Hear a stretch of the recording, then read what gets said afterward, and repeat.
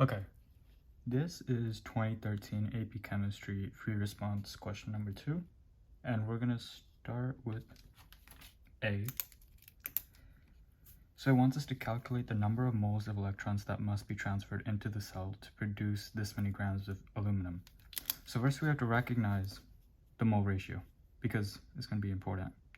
We're starting with Al2O3 with 2 of that, and then we're going to make 4 moles of Al. So that means our mole ratio is 2:4. So first we're going to need to find how many moles of aluminum we actually made. And if you don't know, the molar mass of aluminum is 26.982 grams per mole, which is graciously provided by Aluminum Albert here. So now that we know that, we can find the moles of aluminum that we make. That's about 8.7 moles of aluminum. And now that we have our moles of aluminum, we can convert this to how many electrons, moles of electrons, we transfer. So recognize that right here we have 3 oxygens, and that this is an ionic compound because we have a metal and a non-metal. So this is kind of a charge of -2 for each oxygen, but there's 3 oxygens, so we're going to multiply that by 3 and we get -6. But for the aluminum has a positive charge of 3 when it's an ion, and there's 2 of them right here, so we're going to have +6.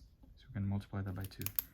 So now that we have +6 and we're going to elemental aluminum, oh yeah, it's a liquid, so yeah, and it's just on its own, so we're going to have 0, a charge of 0 because it's on its own. So we went from +6 to 0.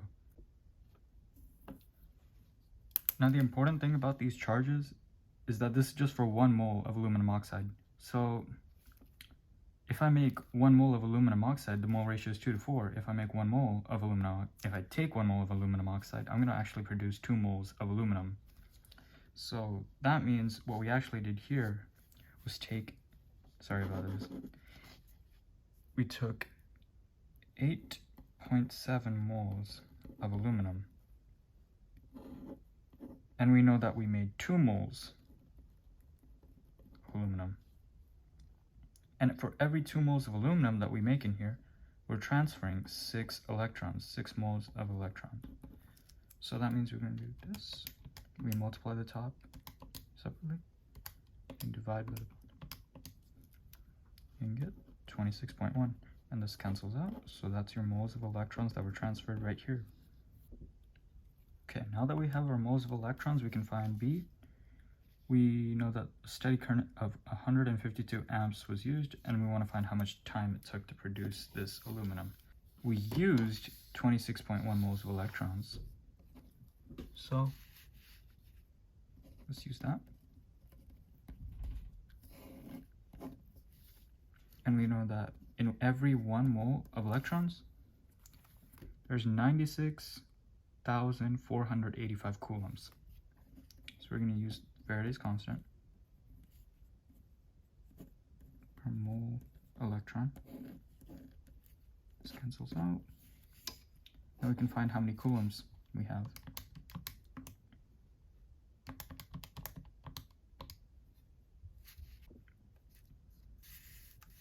Now that we know how many coulombs we have, we can use this formula on the equation sheet to find how much time elapsed.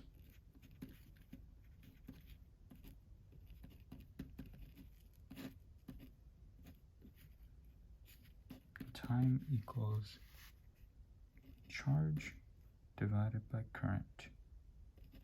That means seconds equals coulombs over amps. So we know that we have that many coulombs, then we divide it by the amps, which was 152.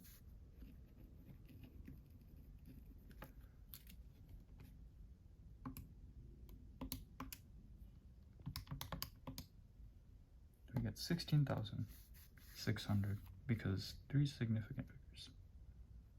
So let's write that on here. Okay, so this is both stoichiometry and ideal gas law. So first, let's write out ideal gas law. PV equals nRT, so pressure times volume equals moles times R times temperature. So we want to find volume, so I'm going to divide by pressure, and we get this new equation. And we don't know our moles, so let's find how many moles of carbon dioxide we made, which we can find pretty easily because we know that 235 grams of aluminum divided by 26.98 grams, and that makes 1 mole of aluminum. So we know our moles of aluminum already, but let's go a step further and see how this compares to carbon dioxide. If we have 4 moles of aluminum, we can make 3 moles of carbon dioxide. So let's do that conversion. Okay, now we can plug this into our calculator. 235 times 3. Oh, there we go. Divided by, make sure you have the parentheses. There we go. 6.5, 3 significant figures, so 6.53 moles of CO2. And then that goes into here.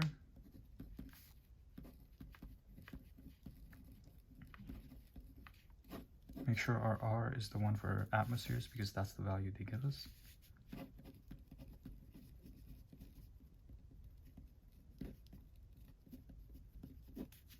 Times 301 Kelvin, which they gave us, all over the pressure of 0.952 atmospheres. Okay, now if we plug that in,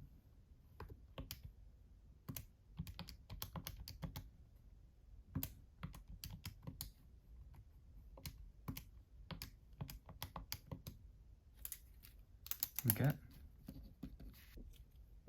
get 169 liters because it's still 3 sig figs. Okay, lastly we need to find E cell for standard conditions. So let's take a look at this equation they give us and the ones we can use. We know that we have this aluminum hydroxide thing going on. I don't know what it's called, but it's on this side and it's on the product side over here. So we need to flip this equation. That's what we know. So already we know that the E cell of that one is going to be flipped. And we don't need to worry about multiplying the volts, the standard cell potential for that one, for that half reaction, because multiplying the reaction will not change this. Only flipping it will change the sign. And then we know that this one will stay the same because H2 is on the product side in both equations. So already we are able to find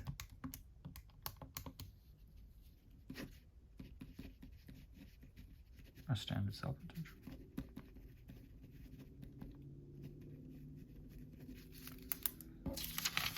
And let's write the equations out. So we flip this one out, and we left that one the same. Okay, now look at the amount of moles of electrons in each one. And then look at the final equation and how these compare to that. So clearly we can see that we need to multiply this by 2, the entire reaction, and this one by 3, so that we get the same amount of moles of electrons on each side.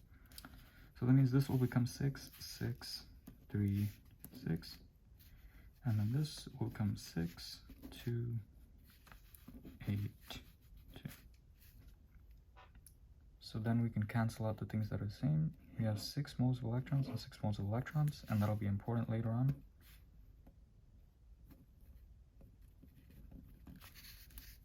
And then we have 6 moles of OH here, but 8 over here. So 2 of those will still stay on this side, but the other 6 will be gone.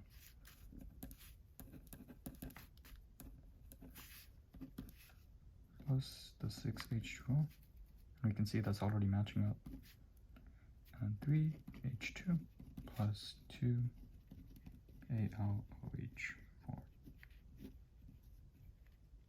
Nice. And that's our equation.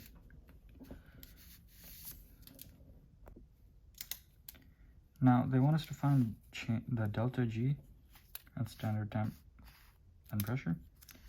And we have this equation right here to help us do that.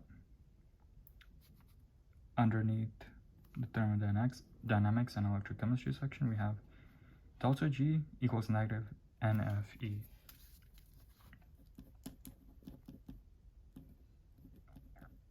So earlier we said that the moles of electrons are going to be important. This is where it comes in handy. You can just put it in there. That's what this N means, by the way. And this is just Faraday's constant.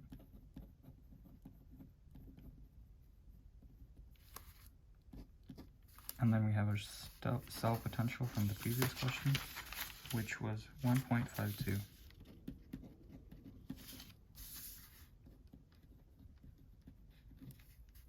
And that's it. We just multiply them all.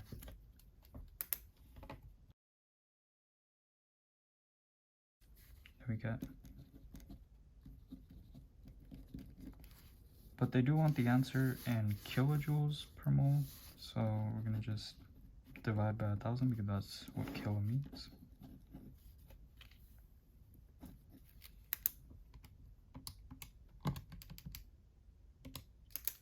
Then we get our answer.